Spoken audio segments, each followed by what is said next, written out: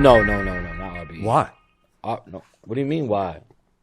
This ain't like a diss to RBE, but that's RBE came in and you know they did what URL did.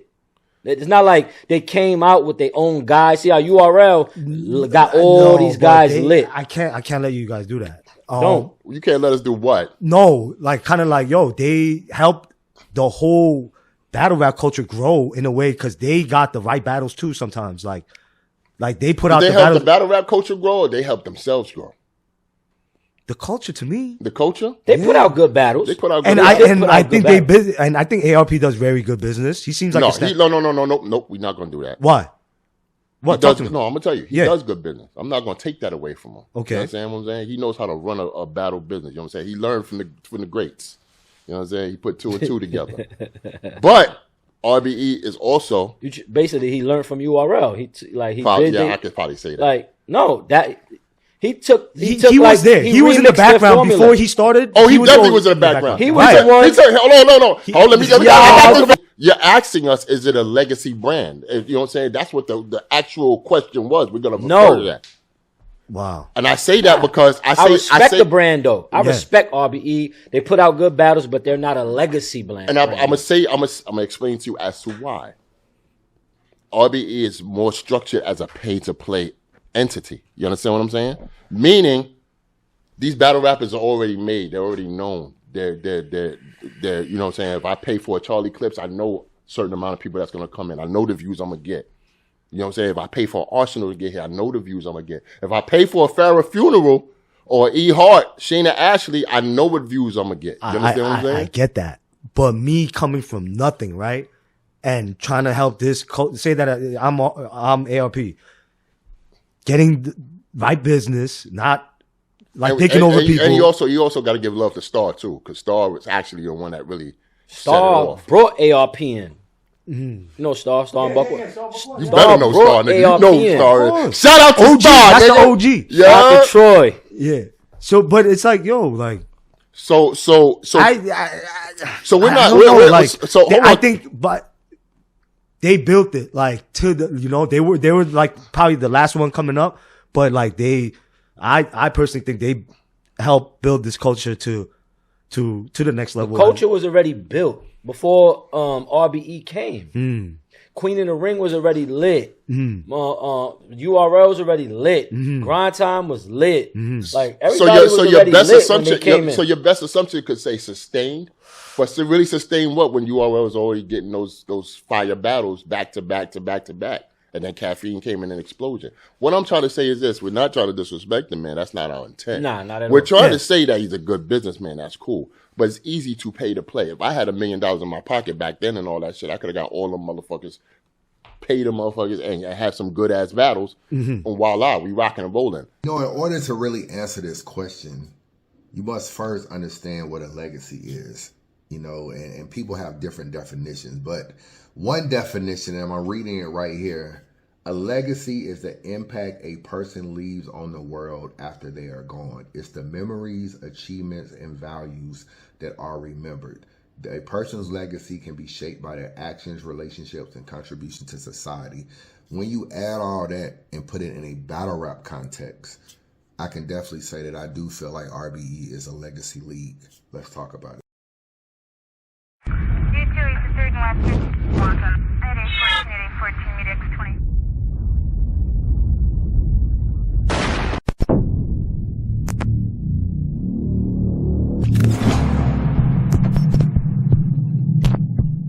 Yo, what up, man? Chris, I'm checking back in, man. Back with the blog, man. Make sure that like button and subscribe button your way, and I appreciate all the support.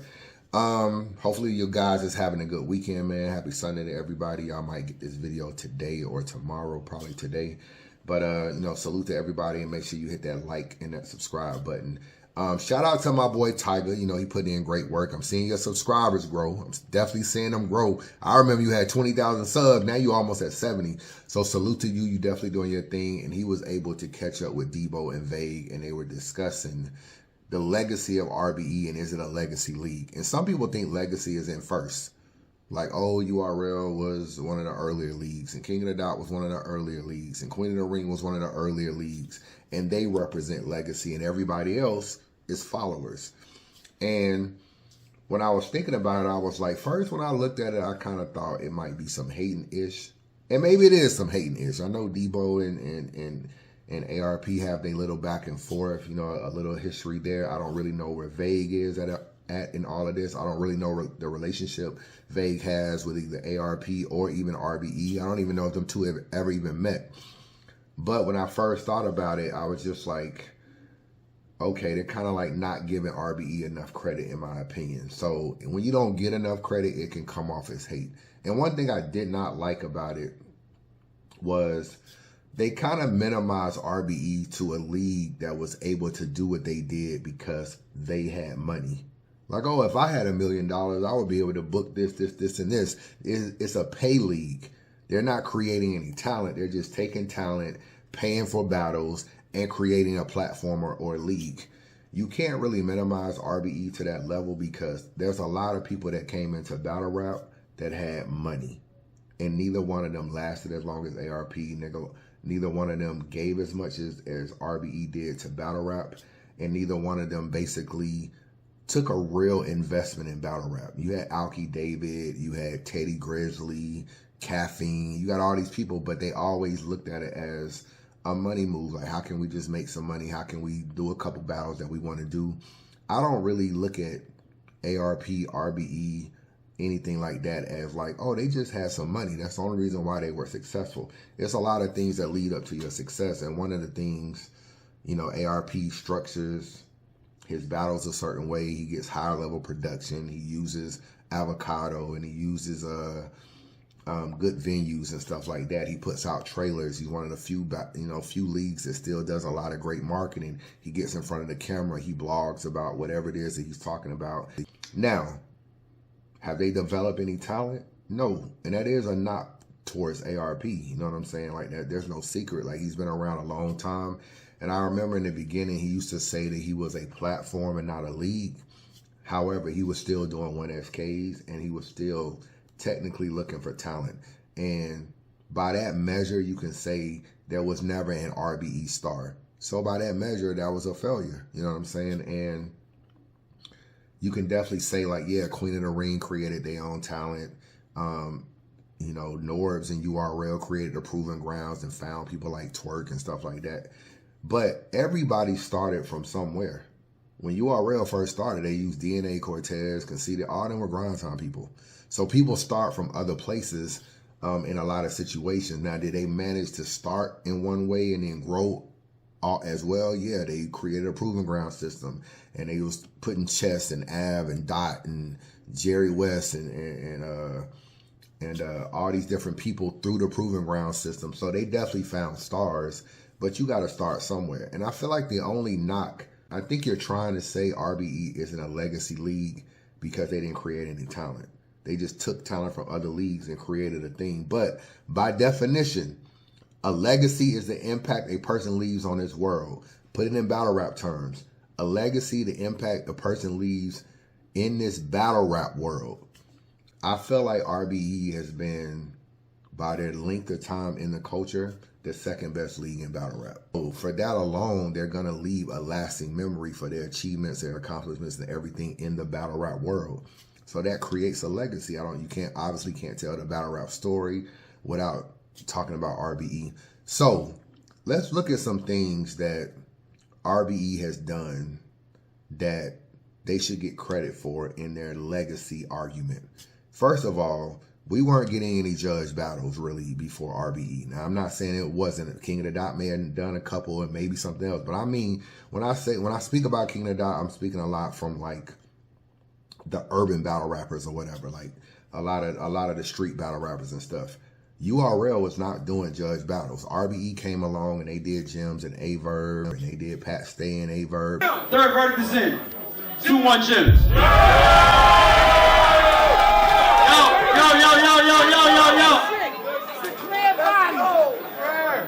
Yo, listen. I swear I want to run this too much up. Like, come on, son.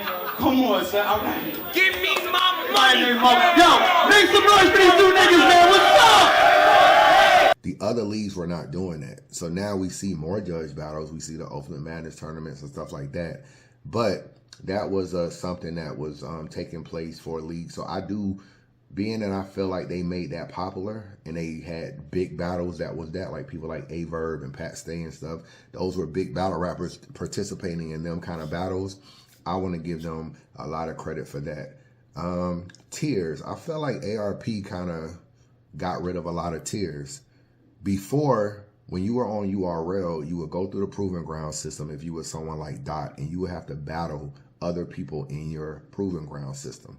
So other people in your class would just battle each other. So Mr. Wavy would be trying to battle Adi Boom or whatever. Like all these people would be trying to battle the same kind of people in whatever class. And then once you survive that and rose to the top, you would then go on to battle a mid-tier and work your way up. But one thing ARP did was he kind of got rid of tiers. He did blood, sweat, and tears and stuff like that. And then you were able to see in Adi Boom vs. Goods. Adi, I'm official. And with that body, you official.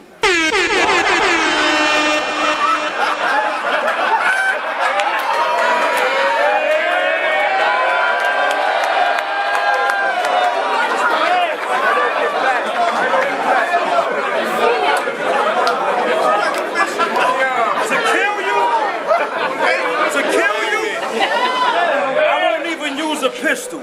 I'll just wait till you moonwalk your fat ass across this stage so I could trip you. You should probably move to Harlem soon. I'm just trying to figure out if you look more like Adi Clips or Charlie Boone. How you steal a nigga body shape?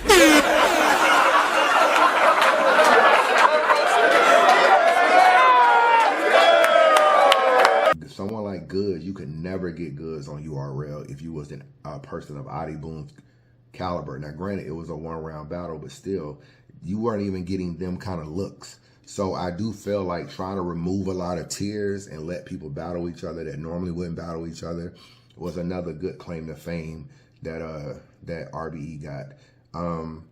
They also, the male and female battles, I feel like, yeah, did they book the first male-female battle? No. But we know that Debo was trying to do men versus women on URL for a long time, and it wasn't happening. You know what I'm saying? Like, it didn't happen really until the caffeine era. Prior to that, it couldn't really happen. But prior to Kings and Queens 1, and I think even the royalty card, you had ladies and gents. And that's how you got Charlie Clips versus Farrah. Without a doubt. Don't get mad. I'm just ruffling your feathers because you asked me to be on Wild 'N Out. Remember you called my phone like, hey, Charlie, put me on the show. I got big plans. And I said, first thing you got to do is suck my, first thing you got to do is be a Knicks fan. I said, the lights is bright. It'll feel like you in quicksand. It's an improv show. So you got to freestyle kind of quick, fam. But the most important thing you got to do, you got to get past Hitman.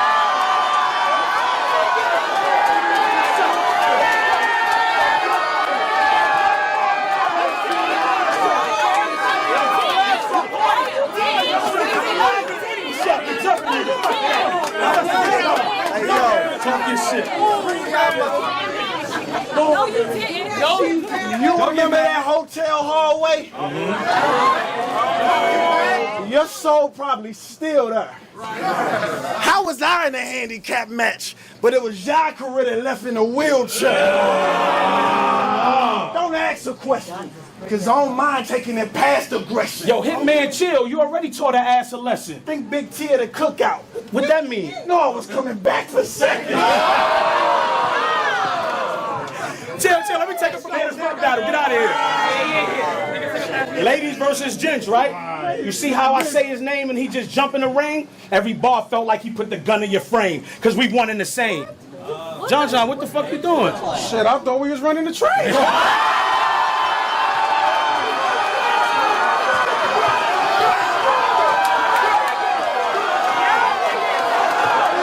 That's a crazy battle, and those battles were before the Kings and Queens series and all that kind of stuff. So I felt like he opened the door with that and booking those kind of battles as well. And those were other things that added to the legacy. And this is very much a copycat thing. So I'm not, even if you're not the first to do something, sometimes when you make it popular, the next thing you know, that's kind of what you become known for. And I do feel like that he was the one that kind of created that series of Ladies and Gents. And then obviously URL ran with the Kings and Queens thing and just blew that up.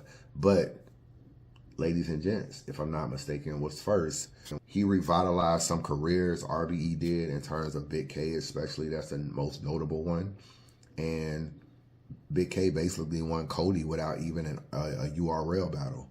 He wins Cody just off of the strength of most of his battles on either King of the Dot or they were on RBE. Brought back a lot of people too. Brought Hitman back after Hitman had a little hiatus from URL, falling out with URL or whatever, or not really being booked by URL after the K-Shine and Tay-Rock battle. Brings him back versus Bill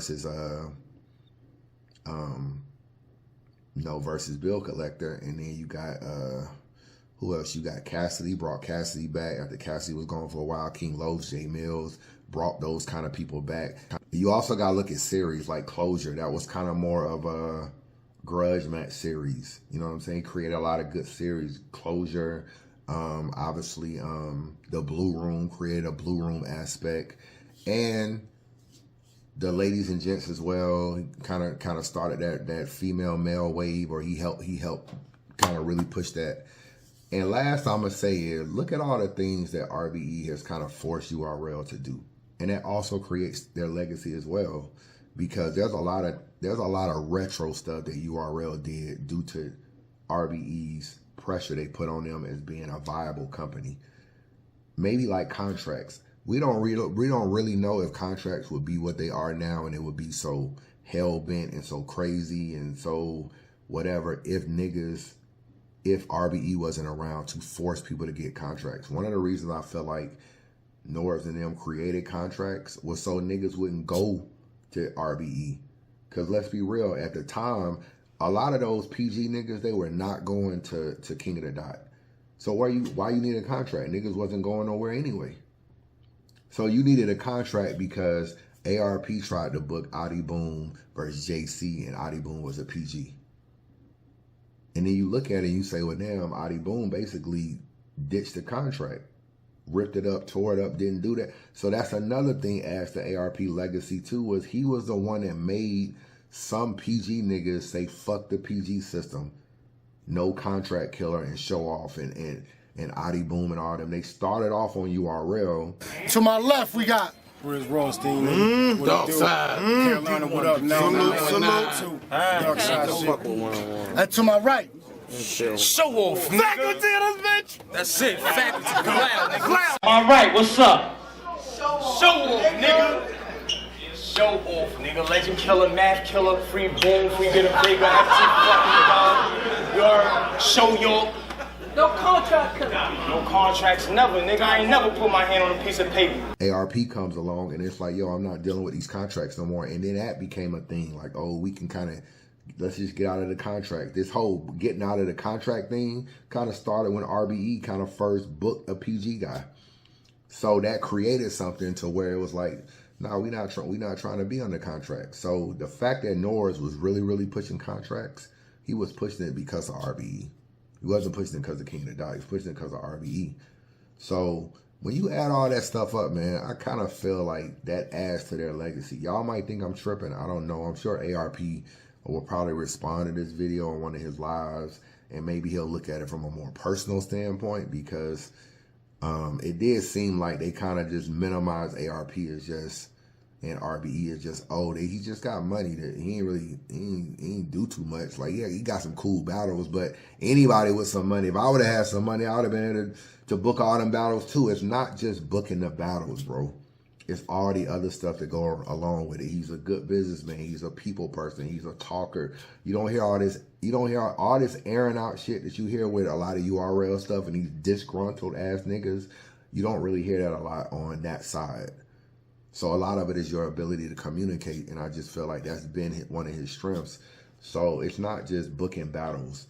That I think that minimizes what he's done, but it's an interesting conversation. I just wanted to throw the camera on real quick and see what you think. Do you feel like RBE is a legacy league, or did they just leech off URL, copy URL, book some battles, and it just worked out for them? And you can't be a legacy league if you didn't create no talent or nothing like that. You ain't do none of that stuff. I don't necessarily agree, but y'all let me know what y'all think. If y'all feel like RBE is a legacy league. Chris Unbias, holla at your boy.